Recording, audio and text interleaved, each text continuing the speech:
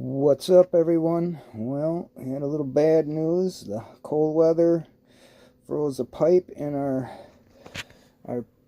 original instant hot water heater, and I ordered another one off Amazon, and they didn't have that one, so they sent this one in place of it. Well, I'm sure it's a little bigger and a little better, but now I got to try to find room under there to install it. So that's my project, and we're still frozen in, so I guess I got something to do.